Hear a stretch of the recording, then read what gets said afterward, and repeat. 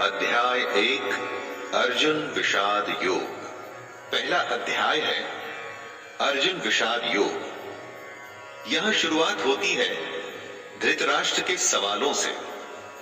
वो जानना चाहते हैं कि युद्ध में क्या हो रहा है, उनका पुत्र दुर्योधन और उनकी सेना क्या कर रही है, और साथ ही में पांडु पुत्रों की सेना क्या कर रही है। उसके बाद दोनों सेनाओं के शूर वीरों का वर्णन, और उसके बाद आता है अर्जुन का विषाद, मतलब कि उनका दुख, उनकी समस्या, उनका धर्म संकट। आइए सुनते हैं अर्जुन विषाद योग।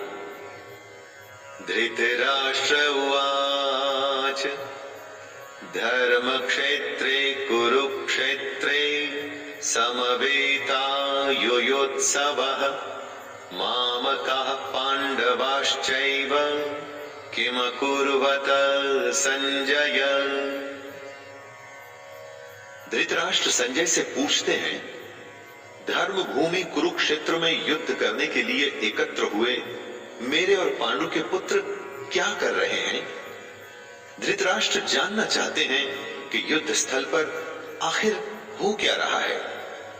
धृतराष्ट्र अंधे थे, देख नहीं सकते थे, लेकिन आंखों से अंधे थे, मन और मस्तिष्क से नहीं। उन्हें पता था कि वो धर्म के साथ नहीं, क्योंकि धर्म तो वहां होता है जहां श्री कृष्ण थे। अपने पुत्र मोह में उन्होंने शांति की जगह युद्ध को चुना था, लेकिन वो जानते थे कि इस युद्ध को जीतना आसान नहीं होगा। अपने जीवन में जब हम कुछ गलत करते हैं तो हम भी समझ रहे होते हैं दोस्तों कि हमारे किए का नतीजा शायद अच्छा ना हो, और ऐसा ही धृतराष्ट्र के साथ भी हुआ। वो भी इसी डर और इसी आशंका में दिखते हैं। संजय उवाच दृष्ट्वा तु पांडवानीकं व्यूढ़ं दुर्योधनस्तदा आचार्यमुपसंगम्य राजा वचनमब्रवीत्। संजय आंखों देखा हाल बताते हुए उत्तर देते हैं, हे राजन, दुर्योधन पांडवों की सेना के व्यूह को देख रहे हैं और ये बात गुरु द्रोणाचार्य को जाकर के कहते हैं। संजय को दिव्य दृष्टि प्राप्त हुई थी। वो युद्ध से दूर होते हुए भी युद्ध को देख सकते थे। वो जो देख रहे थे वही बता रहे थे। इसमें वो अपनी तरफ से कुछ भी नहीं कह रहे थे, सिर्फ आंखों देखा हाल बता रहे थे युद्ध का। यानी जैसे हम लोग रनिंग कमेंट्री सुनते हैं, बस इसी तरह समझ लीजिए। ये उन्हीं की दिव्य दृष्टि यानी डिवाइन विजन का कमाल था कि हमें गीता सुनने को मिली। पश्यैतां पांडुपुत्राणाम् आचार्य महतिं चमूं व्यूढ़ां द्रुपदपुत्रेण तव शिष्येण धीमता।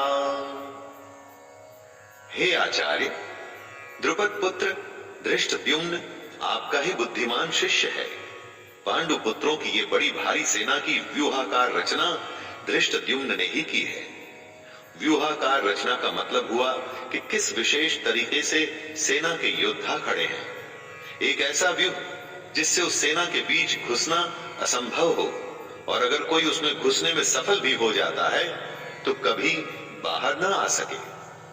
दोस्तों, जब शत्रु या समस्या को हम देखते हैं तो वो हमें बहुत बड़ी और विकराल दिखाई देती है, और मन में ये डर भी रहता है कि कुछ कर गुजर के अगर हम इसमें घुस भी गए तो क्या होगा, क्या हम बाहर आ पाएंगे, क्या हम जीत पाएंगे। ऐसी ही सोच से दुर्योधन भी गुजर रहा है।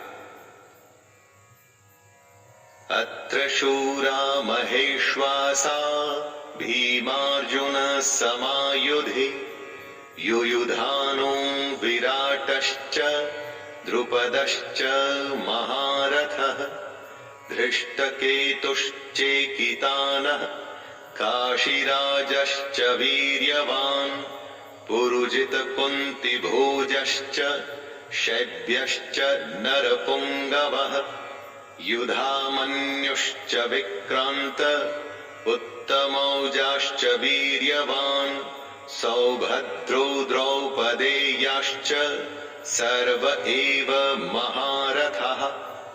इन 3 श्लोक में दुर्योधन पांडु पुत्रों की सेना के महान योद्धाओं का नाम ले रहा है।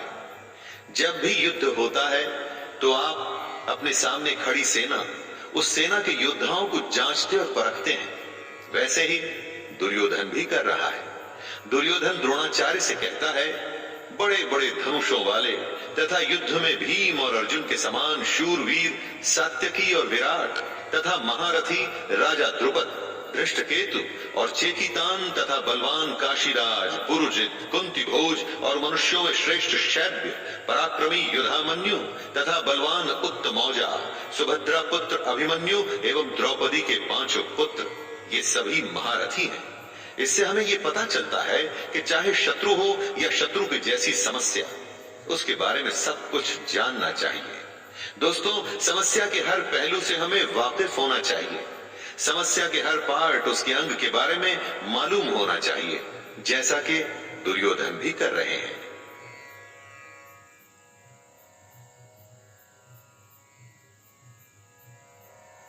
अस्माकं तु विशिष्टाये तान्निबोध द्विजोत्तमं नायका मम सैन्यस्य संज्ञार्थं तान् ब्रवीमि ते।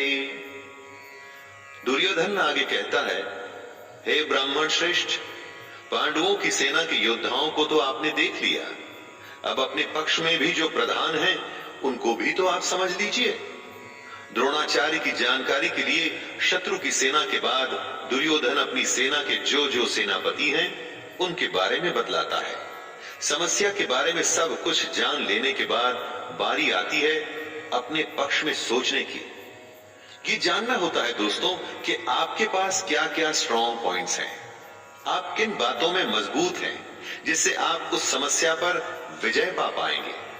जैसे आपने समस्या के हर पहलू के बारे में सोचा, उसी तरह से आपको स्वयं का भी आकलन कर लेना चाहिए।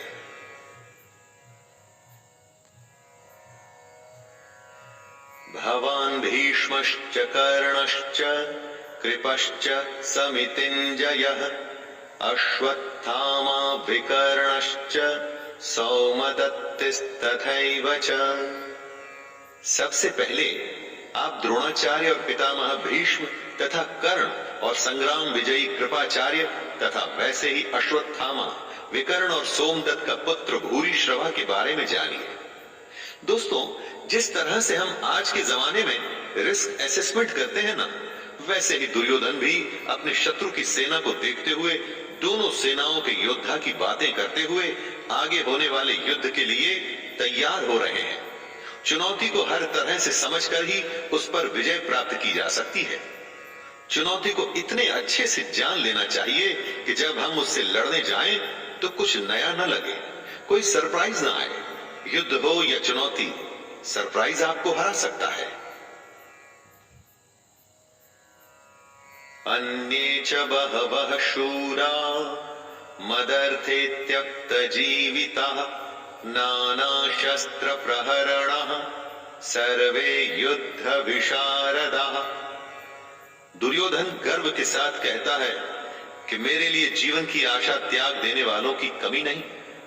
इतना ही नहीं, ये शूरवीर अनेक प्रकार के शस्त्रास्त्रों से सुसज्जित हैं और सब के सब युद्ध में चतुर हैं। दुर्योधन के एक इशारे पर उसकी सेना के शूरवीर लड़ने मरने को तैयार हैं। उन्हीं को देख दुर्योधन खुश हो रहा है। दुर्योधन के साथ युद्ध में लड़ने के लिए शूरवीर थे जो उसके लिए मरने को तैयार हैं। हाँ, आप जब अपने जीवन की चुनौती से लड़ते हैं तो आपके साथ कौन होता है? आपके साथ होता है आपका हुनर, आपकी हिम्मत, आपकी मेहनत, आपके संगी और आपके अपने रिश्तेदार। जैसे शूरवीर दुर्योधन के लिए कुछ भी करने को तैयार हैं, वैसे ही ये आपके साथी भी आपके लिए कुछ भी कर सकते हैं।